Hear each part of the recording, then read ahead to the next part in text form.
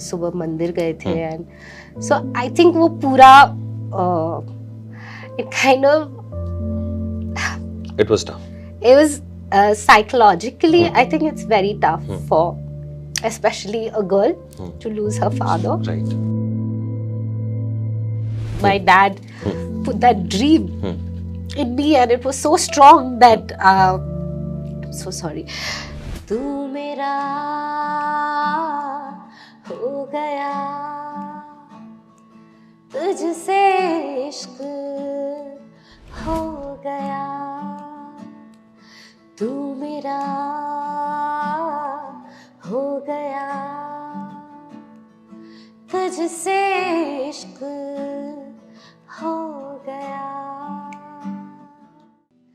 यूं लगा कोयले जब लगी कूकने यूं लगा कोयले जब लगी कूकने जैसे छलनी किया हमको बंदूक ने जैसे छलनी किया हमको बंदूक ने।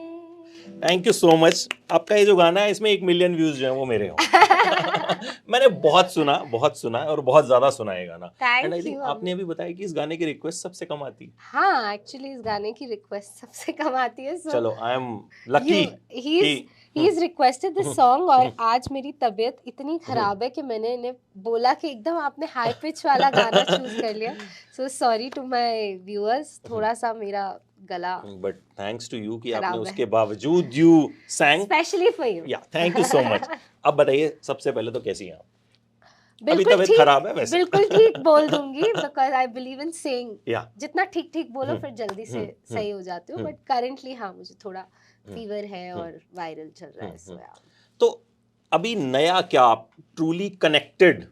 मैंने सोचा था कनेक्टेड को आपने सी को के क्यों कर दिया?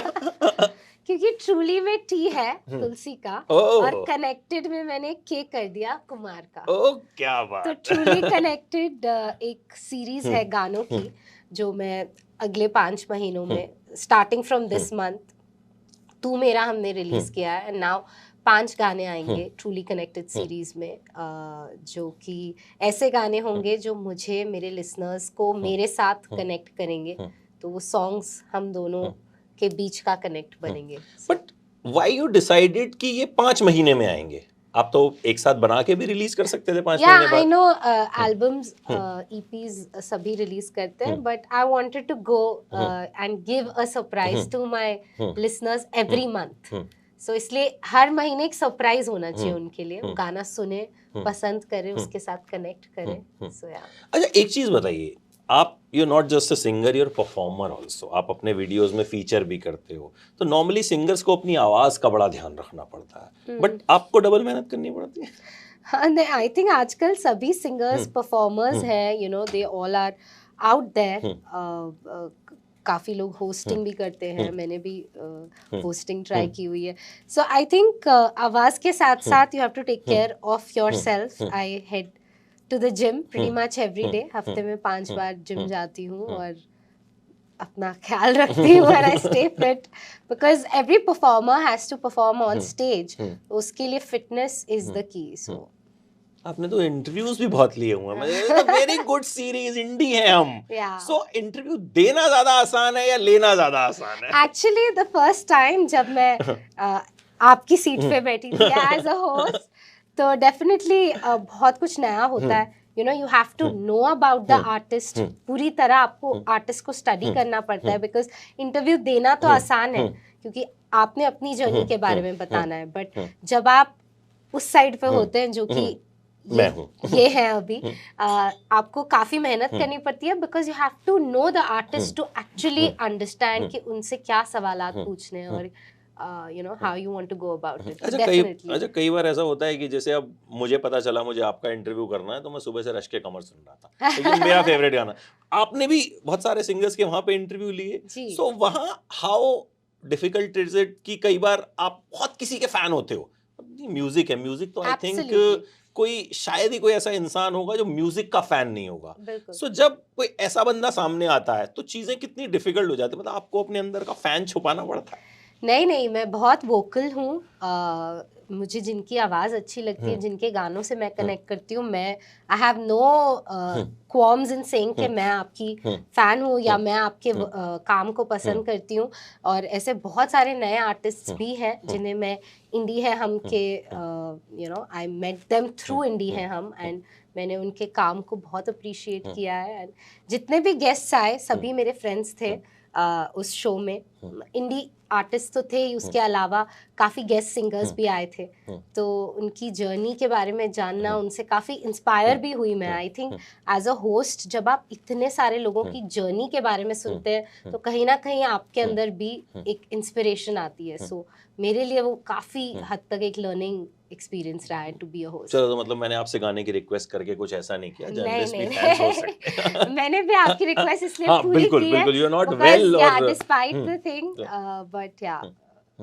अच्छा, आजकल जेन जी हम बात करते हैं, जो नई जनरेशन है, जो इंस्टाग्राम वाली जनरेशन है, सो उनके लिए भी आप म्यूजिक बनाती हैं, तो वो कितना ट्रेंड्स को कितना आपको ध्यान रखना पड़ता है कि भाई क्या चल रहा है, क्योंकि जाहिर तौर पर आपका जो भी कंटेंट है that goes on the digital media, हर तरह का जो व्यूअर है उसमें यंग भी है, so how you keep up with that कि ये ट्रेंड है, इसको भी फॉलो करना है और बाकी चीज़ों का भी ध्यान रखना है? बिल्कुल, आई थिंक आजकल के टाइम्स में म्यूज़िक बहुत जल्दी चेंज हो रहा है। लोगों को क्या पसंद आ रहा है, क्या नहीं पसंद आ रहा है, हम सब अब उस स्टेज में है जब हम फिगर करना चाहते हैं कि आखिर में ऑडियंस को क्या पसंद आ रहा है। डेफिनेटली वो एक, मैं अपने आप को अपडेटेड रखना, I like to be updated on every front, तो मैं सोशल मीडिया पे अपने काफ़ी एक्टिव रहती हूँ, क्या चल रहा है आजकल, म्यूज़िक काफ़ी सुनती रहती हूँ। एंड कहीं ना कहीं ये जो इंडिपेंडेंट स्पेस ऑफ म्यूज़िक है, जैसे कि मेरा पहला गाना जो ट्रूली कनेक्टेड का है तू मेरा, बहुत ही एक मिनिमलिस्टिक अप्रोच है म्यूज़िक की, बहुत ही कैजुअल सिंगिंग अप्रोच है, but at the same time trends को कीप अप करते हुए मैं अपना एसेंस नहीं लूज करना चाहती। एंड फॉर मी हर गाने का जो कोर होता है वो होती है एक अच्छी मेलोडी और खूबसूरत लिरिक्स जिसके साथ सब लोग कनेक्ट करते हैं। So keeping that in mind. आपकी स्टाइलिंग कौन करता है? स्टाइलिंग मैं खुद करती हूँ अपनी स्टाइलिंग। तो मैं तो कहने वाला था कि आपके स्टाइलिस्ट को भी एक कॉम्प्लीमेंट देना चाहिए, तो आपको कॉम्प्लीमेंट है, styling is very nice. Thank you तो सो मच। उसके लिए किसी और को हम क्रेडिट नहीं दे सकते हैं, so that credit goes to you. In fact I was just telling my team कि मैं स्टाइलिंग भी खुद कर रही हूँ, मैं मेकअप भी खुद कर रही हूँ, तो मैं काफी मल्टीटास्क कर रही हूँ। अभी तबीयत भी ठीक नहीं है, but I am enjoying every bit. ऐसे भी बच जाते हैं ना। कहीं ना कहीं सेव तो हो जाता है, और फिर यू आर सेटिस्फाइड ना, फिर आप किसी को डांट नहीं सकते हैं ना। एक्चुअली मेरा सेंस ऑफ स्टाइल खुद का बहुत स्ट्रांग है, तो अगर even if I hire someone to style me, उनको वही फॉलो करना पड़ता है। So I feel might as well मैं थोड़ा वक्त देख के खुद को ही स्टाइल कर लूं। अच्छा करती हैं, ये काम आपने सबसे अच्छा किया। Thank you so much. अच्छा, व्हेन यू थॉट कि मुझे सिंगिंग करनी है, घर में तो माहौल जाहिर तौर पे टी सीरीज और मतलब हम लोग तो खैर हम क्या बहुत जनरेशंस गाने सुन के बड़ी हुई हैं, व्हेन यू थॉट कि मुझे गाना गाना है? मैंने सच ऐसा कुछ थॉट नहीं आया था बचपन से। आई रिमेम्बर मैं बहुत सारा म्यूजिक सुनती थी, क्योंकि घर पे आशिकी, दिल है कि मानता नहीं, वो सब मूवीज जब मेरे पापा श्री गुलशन कुमार जी जब वो सब काम कर रहे थे 90s में, आई वाज बोर्न देन, तो तब से लेकर अब तक मैंने म्यूजिक ही सुना है। 90s म्यूजिक, चाहे वो पॉप म्यूजिक हो, चाहे वो फिल्मी म्यूजिक हो, 90s was a very rich time for music. It was musically very rich, that entire decade. And my father had a major role in bringing a lot of new talent. No doubt. तो मैंने वही सब देख के, वही सब सुन के मैं बड़ी हुई हूँ। और जब मैं तकरीबन 6 साल की थी तब सुरेश वाडेकर जी की एकेडमी में मैंने म्यूज़िक सीखना शुरू किया, और मैंने ही अपने पापा को बोला कि मुझे म्यूज़िक में बहुत इंटरेस्ट है। वो मुझे सुरेश जी की एकेडमी लेके गए, मैं वहाँ पे I started learning music light classical at the age of 6। तो शुरुआत वहीं हो गई थी, और फिर ऑफ कोर्स लाइफ में बहुत सारे चेंजेस आए। जब पापा के साथ जो हुआ उसके बाद, उस वक्त मैं सिर्फ 11 साल की थी, उसके बाद हम लोगों को दिल्ली शिफ्ट होना पड़ा। बट वो ड्रीम जो था मेरे अंदर, और कहीं ना कहीं अब वो मेरे पापा का सपना भी था, तो मेरे लिए उसके साथ उस सपने को पूरा करने के लिए भी मेरे अंदर बहुत ज़्यादा पैशन था और मैं उसके लिए म्यूज़िक के लिए और ज़्यादा सीरियस हो गई एंड आई थिंक वो जर्नी सीखने की चलती रही and then when I was 18 actually when I was 16 मैंने बहुत सारे डिवोशनल सॉन्ग्स गाए हैं and then when I turned 18 that's when मैं हिमेश जी अनु जी से मिली और वहाँ से फिर मेरी जर्नी शुरू हुई विद जनाबे जानिया फ्रॉम अक्सर being my first song for. अच्छा, जब पापा को आपने बताया कि सिंगिंग सीखनी है, व्हाट वाज द रिएक्शन? मतलब वाज ही ओके कि अच्छा ठीक है? या he was very happy because पापा को म्यूजिक का बहुत ज़्यादा शौक था एंड म्यूजिशियंस के लिए उनके लिए there was always a soft spot for singers और मेरे फैमिली में मेरे अलावा कोई नहीं गाता है, सिंगिंग कोई नहीं करता है, तो आई थिंक उनके लिए बहुत ज़्यादा एक्साइटमेंट की बात थी but as a kid I was very very shy. तो जब वो कभी भी कमरे में मैं रियाज करती थी वो पीप करते थे कमरे में तो मैं चुप हो जाती थी but I think I overcame that with time. वो हम सब करते हैं, मतलब हम सबको लगता है जब हम बाथरूम में जाते हैं कि यार हमसे अच्छा तो कोई गाता नहीं है। शुरुआत हो रही थी तो I think I was very shy initially but then धीरे धीरे जैसे जैसे I kept grooming myself, I started being more confident. सारे स्कूल में I used to be part of all the music competitions. तो हाँ, जर्नी वहीं से शुरू हुई। 11 साल में you lost your father. So how tough was that? मतलब उसके बाद जाहिर है बच्चा मतलब वो बहुत बड़ी हस्ती भी रहे और मतलब अभी भी मतलब हम मतलब भक्ति सॉन्ग्स हो या मतलब टी सीरीज का नाम सुनते ही उनका चेहरा जो है वो आई थिंक हम सब जो 90s के बच्चे हैं या हमारे सामने आ जाता है। So how आपके लिए कितना टफ था? It was a very very tough and a difficult time for my entire family because of course ऐसी कोई चीज जहन में भी नहीं थी कि ऐसा कुछ कभी हो सकता है। No one has thought, हाँ। And he was all hail hearty, working so hard. वो सुबह मंदिर गए थे and so I think वो पूरा it kind of it was tough. It was psychologically I think it's very tough for especially a girl to lose her father. Right. So yeah, I usually never talk about this because मैं बहुत ज़्यादा emotional हो जाती हूँ। So नहीं, I totally understand and sorry for मतलब क्योंकि उनके बिना मुझे लगता है आपकी journey will be incomplete. Today wherever I am, I would say it's because my dad put that dream in me and it was so strong that I'm so sorry. I had to carry this forward and with all my love for music, but I have to make my father proud. नहीं, I think we must be very proud. मतलब आज अच्छा ये बताइए अगर वो आज होते तो वो आपसे कौन सा गाना सुनने की गुजारिश करते? मतलब उनका टेस्ट आपको ज्यादा पता है, वो कौन सा गाना कहते कि चल ये वाला गाना मुझे सुना बेटा? हम आई थिंक सभी गाने जहाँ पे भी मेलोडी सबसे ज्यादा प्राइम रहती है, आई थिंक मेरे डैड के वो फेवरेट सॉन्ग्स रहते हैं एंड चाहे आशिकी 2 में जब मैंने गाया था आई थिंक मेरे लिए वो बहुत एक इमोशनल मोमेंट था क्योंकि मैंने आपको बताया कि मैं जब बड़ी हो रही थी तो मैं आशिकी का म्यूजिक सुन के I have grown up and then being a part of Aashiqui 2 as a playback singer was a big deal for me and that I got totally on मतलब वो पूरी तरह से वो गानों को मैंने जस्टिफाई किया। मेरे सारे लिसनर्स आज भी रिक्वेस्ट करते हैं हम मर जाएंगे सॉन्ग, तो आई थिंक मेरे लिए वो बहुत एक इमोशनल मोमेंट था कि आशिकी जो पापा ने एक ब्रांड शुरू किया था फिल्म, उसका जो सीक्वल बना उसमें मैं as a playback singer I was part of it. अच्छा, आपकी इंस्पिरेशन कौन रहा? मतलब अगर एक सिंगर पूछूं या सिंगर कोई भी हो सकता है जो जिसने आपको इंस्पायर किया हो to come into singing and to sing? I think every single day एक इंसान जो मेरी इंस्पिरेशन होते हैं हमेशा इट्स माय फादर, क्योंकि वो मल्टीटास्क करते थे, वो उनको डिवोशनल म्यूजिक की तरफ बहुत ज़्यादा उनका बेंड था, तो वहाँ फीचर भी करते थे, पूरा टी सीरीज उन्होंने उसी वक्त बनाया, तो वो मल्टीटास्क करते थे। तो उनसे बड़ा आइडल मेरे लिए कोई नहीं है. बट अगर आप सिंगिंग फील्ड में पूछे तो Lata ji is someone that I really look up to, because she sustained, I mean she is the goddess of music and she sustained her career over 40 years, more than 40 years, and you know till the end she was singing. So I think I really look up to her. तो अगर current scenario की बात करें, आपका favourite singer कौन है जिसके गाने आप सबसे ज्यादा सुनते हो? I really like Arijit's tonality and his versatility of the kind of songs that he's done. Absolutely.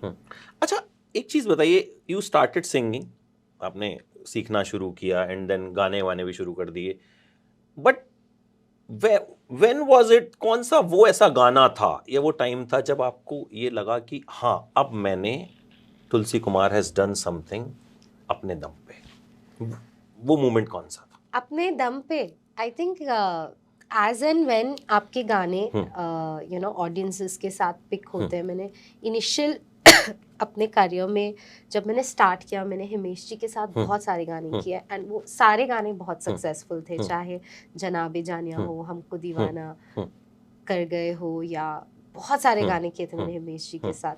But कहीं ना कहीं definitely Himesh ji was a rage at that time. उस वक्त तो वो गाने उनके पॉपुलर हुए. Of course you know I got that name and fame, but कहीं ना कहीं वो हिमेश जी के गाने थे and I was part of it. फिर एक गाना आया तुम जो आए जिंदगी में बात बन गई, that was in year 2010. I think वो एक गाना ऐसा था, राहत साहब के साथ डुएट था, again a very very big song for my career, and it went on to be one of my biggest hits. जो वो गाना आज तक play होता है, till date people request me to sing that song. So I think वो गाना मेरे career के लिए बहुत important था. और फिर उसके बाद then the whole thing continued with Aashiki 2, हम मर जाएंगे, पिया आईना, and then number of songs I did, सोच ना सके for Airlift, which went on to get me my IFA award. There was Kabir Singh Tera Ban Jaunga, and a lot more songs. There was Love Mera Hit, very very loved song. It was a fast peppy number. So I think I've done a gamut of songs. और पूरी journey मेरे को लगता है मैं बहुत कुछ सीखी हूँ. And today what I am is because of all the mistakes maybe what I've done. तो वो मुझे पता है कि अगर मैंने कहीं कुछ गलतियाँ की है, उससे मैं सीखी हूँ और उससे मैं you know I am what I am today. So I feel very blessed to have worked with so many people in the last few years. Mistakes singing में, life नहीं, overall mistakes हर इंसान करते करते फिर सीखता है, बेटर होता है अपने क्राफ्ट में. मिस्टेक्स नहीं कहूंगी, गलत वर्ड होगा, but I can say that I bettered myself with every song and that goes with every artist I think. अच्छा, when you are Tulsi Kumar, Gulshan Kumar की daughter, you are associated with T Series, सबको लगता है चीजें बड़ी आसान होती हैं, बट लगता है जैसे हम इंटरव्यूज करते हैं तो सबको लगता है अच्छा ये तो शाहरुख खान को फोन करेगा कि आ रहा हूँ मैं मन्नत चाय पीने, शाहरुख के लिए. So but they are not that easy. So challenges आपके लेवल पे क्या चैलेंजेस होते हैं?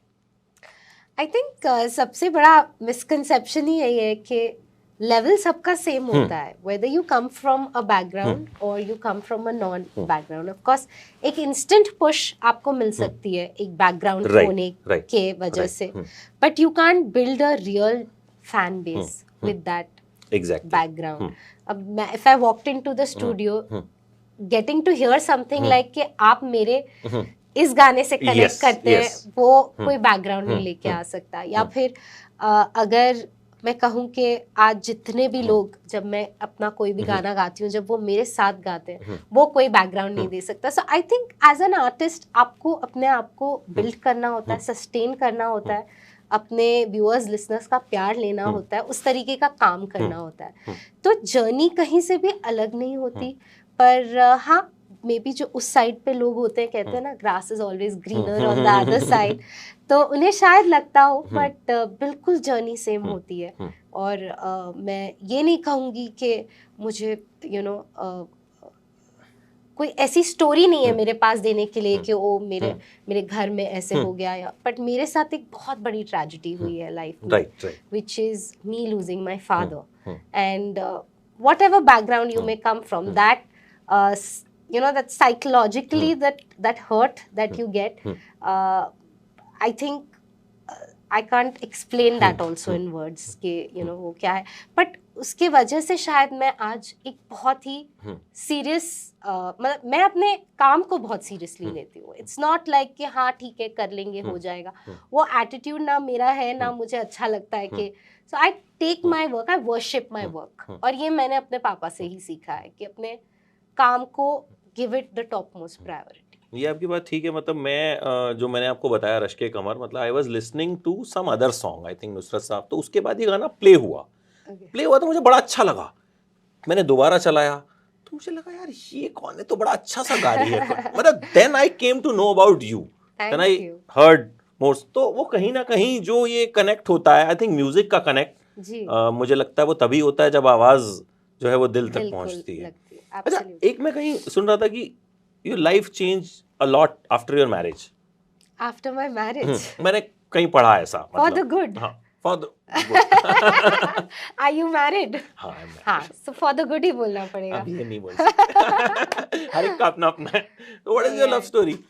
Love story, I actually met my husband at a friend's wedding, at a common friend's wedding, and within 1 year of knowing him, we got married. Yeah. तो वो वैसा था जैसे, मतलब हम जब भी फिल्मों में देखते हैं गाना बजता है, अब आप तो खुद गाने गाती हैं, तो ऐसा था देखने के बाद कोई. No, he didn't even, he's not too much into music, my husband. He's not too much into Bollywood music.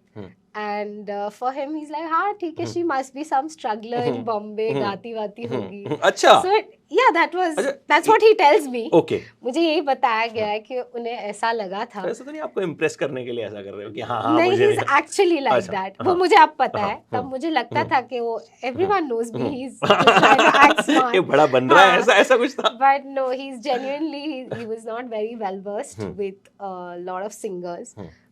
But yeah, I think it's his simplicity that kind of won me over. And हाँ, फिल्मी तरीके से propose किया था, ring wing लेके, going on the घुटने पे बैठ के. हाँ, जो सारी लड़कियों को बहुत अच्छा लगता है.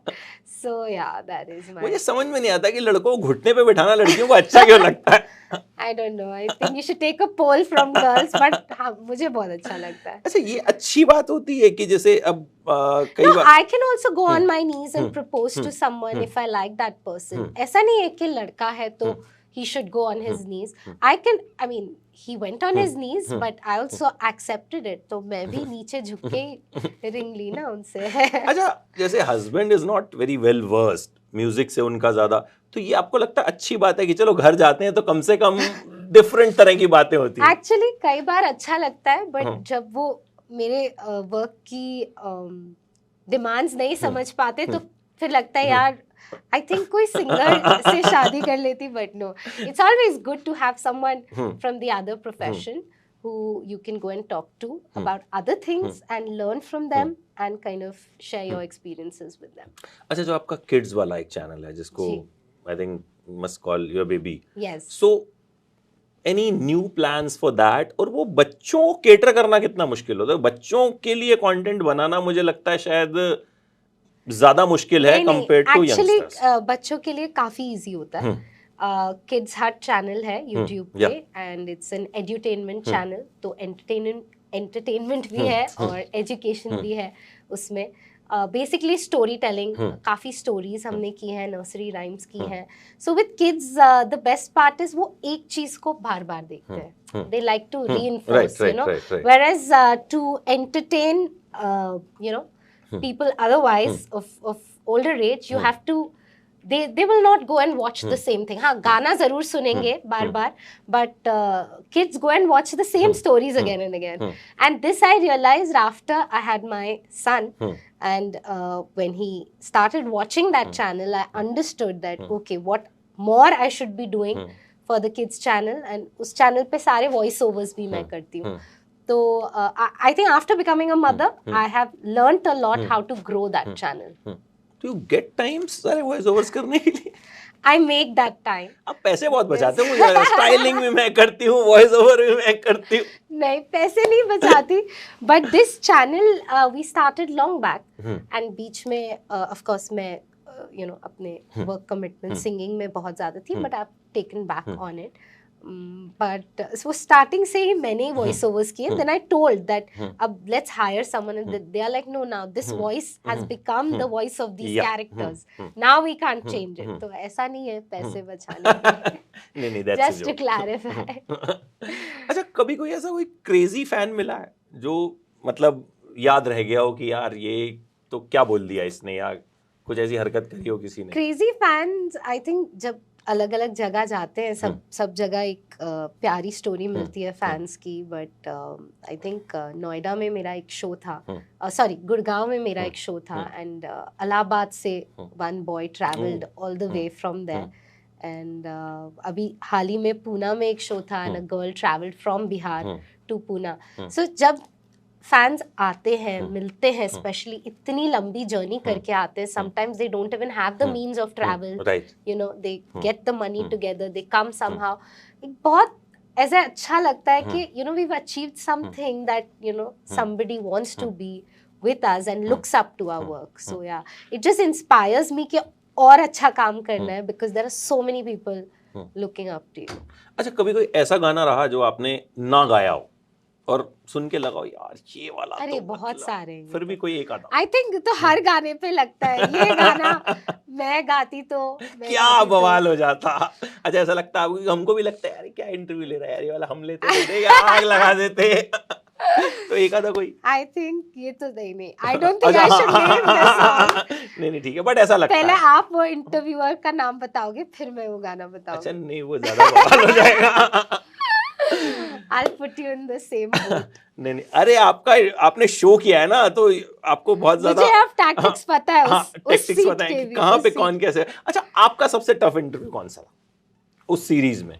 अच्छा, जिनको मैंने इंटरव्यू किया, टफ तो नहीं बोलूंगी, बट कुछ लोग एज यू नो इंटरव्यू में कुछ लोग बहुत बात करने वाले होते हैं, और कुछ लोग होते हैं जो थोड़े जो क्लोज कर देते हैं, रिजर्व्ड होते हैं, ज्यादा नहीं बताना चाहते, या they don't know how to express. So I think out of all the episodes, Badshah was a little quieter than the others. Yeah, I felt that. हाँ, वो कुछ लोग होते हैं जो एक एक वर्ड का जवाब देते हैं. आंसर्स वो short, one line answer. Nawazuddin Siddiqui, मैंने मेरे ख्याल से 70 क्वेश्चन पूछे होंगे, उन्होंने शायद हर एक लाइन वन लाइन आंसर जवाब आ गया.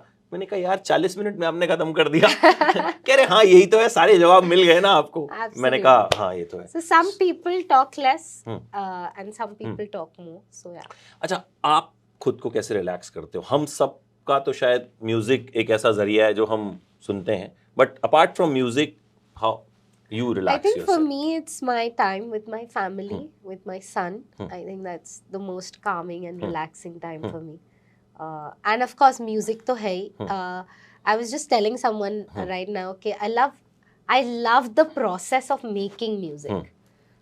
You know, promotions होते हैं, हम interviews करते हैं, वो सब एक तरफ है, but the whole process, even no matter how unwell I am or anything, I can go to my studio at any hour and kind of start making music. Because you enjoy it. Yeah, क्योंकि जब हम अपने काम को enjoy करते हैं तो फिर मुझे लगता है कि फर्क नहीं पड़ता रात के 12 बजे हैं, संडे है, मंडे है, क्या है. That doesn't count in my profession. अच्छा, आपको सबसे ज्यादा टाइम अपना कौन सा गाना रिकॉर्ड करने में लगा? सबसे ज्यादा वक्त जिसमें लगाओ कि ये गाना बनाने में सबसे ज्यादा टाइम लगा, सबसे ज्यादा एफर्ट लगा? नहीं, ऐसा नहीं होता. मैं जिस गाने में बहुत ज्यादा घुसती हूँ वो मैं बार बार करते रहती हूँ. So till the time I don't feel that it's completely fine, like for my satisfaction I keep dubbing it over and over again. But ऐसे काफी गाने होते हैं जहाँ हमें इंस्टेंटली स्टूडियो में जाके डब करके देना होता है म्यूजिक डायरेक्टर को. सो वहाँ पे इतनी लेवरेज नहीं मिलती. बट अब जो कि गाने खुद बनाने लगी हूँ, खुद रिकॉर्ड करती हूँ अपने आप को खुद से, सो वहाँ ज़्यादा लिबर्टी मिल जाती है to record and re record and change some notes etcetera. So तो अभी पूरा फोकस ट्रूली कनेक्टेड पे है? बिल्कुल. 5 गाने आने वाले हैं, जिसमें से एक आ चुका है तू मेरा. And in the month of April you will be hearing another song from the series. बहुत ही एक मिनिमलिस्टिक अप्रोच है. ऐसे लगेगा जैसे मैं आपके सामने बैठ के गा रही हूँ, उस तरीके की. उसके बाद मई, जून, जुलाई हर महीने? जी. तो मतलब ये पूरा साल आपने जो है अपना पैक कर दिया? 5 महीने तो हाँ. 5 महीने. उसके बाद तो कुछ ना कुछ प्लान उसके बाद भी कुछ ना कुछ आता रहेगा फॉर द लिसनर्स. तो सुन लेते हैं. एब्सोल्युटली. आई थिंक पहला वाला गाना तू मेरा, या it is for all of you. बहुत तबीयत खराब में गवा रहे हैं, I want to have a few lines. नहीं, ये वाला गाना जरूरी है, इसके अलावा नहीं गाएंगे। व्हिच की यू आर टेकिंग? डी।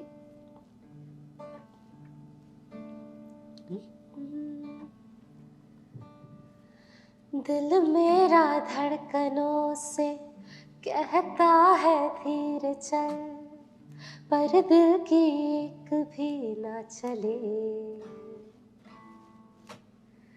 कहती हूँ ख्वाहिशों से रास्ता ले तू बदल, फिर भी ये तुझसे जा मिले।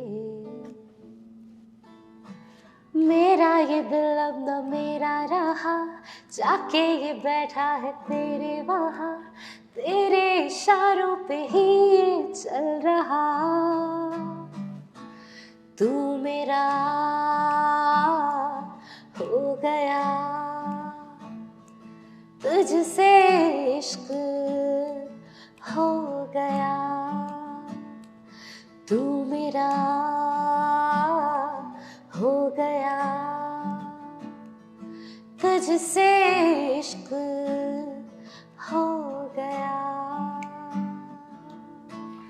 Thank you so much. Thank मुझे you. लगता है जो लिरिक्स हैं they are very, I think very catchy and very relatable. Thank you मतलब मुझे सो लगता है वो मच। कुछ गाने ऐसे होते हैं ना जो हम बार बार सुनते हैं, उसके बाद फिर Correct. हमारे कई बार कुछ गाने ऐसे होते हैं जो हम एक बार सुनते हैं तो हमें लगता है अच्छा ठीक है, I बट think यू ये नो गाना it will grow on to the audiences. आपको लगता है म्यूजिक का भी एक मूड होता है Absolutely. है ना? ऐसा होता है ना, क्योंकि कई बार कुछ गाने हम सुनते हैं हमें लगता है अच्छा ठीक है, लेकिन फिर जब हम उस मोड में होते हैं, Correct. जब सुनते हैं हमें लगता है यार ये तो बवाल गाना है। उसके बाद फिर हम I think music is all about emotions. तो जिस emotion की situation में आप होते हो उस वक्त, तो I think you attract that kind of a song and you start liking it. अच्छा, ऐसा आपके साथ होता है कि आप हैप्पी हैं लेकिन तब भी कोई सैड सॉन्ग अच्छा लग रहा है आपको? ऐसा All होता the है ना? time, हाँ, all the time, हाँ। all the तो time. ऐसा नॉर्मल होता है, नहीं तो नॉर्मली क्या होता है हम सैड सॉन्ग सुन रहे होते हैं तो लोग सीधे भाई ठीक है सब, ऐसा कुछ तो नहीं हो। नहीं, I think Indian audience का एक connect होता है towards sad. You know, there is that deep connect with sad songs. चाहे आप किसी भी zone या mood में हो. कई बार क्या होता है हम सुनते हैं कोई लाइन बड़ी अच्छी लगती है, फिर हम स्टेटस पे लगा देते हैं, ऑब्सेस्ड हो जाते हैं ना म्यूजिक से, तो भाई सब ठीक है, क्या कुछ गड़बड़ तो नहीं है?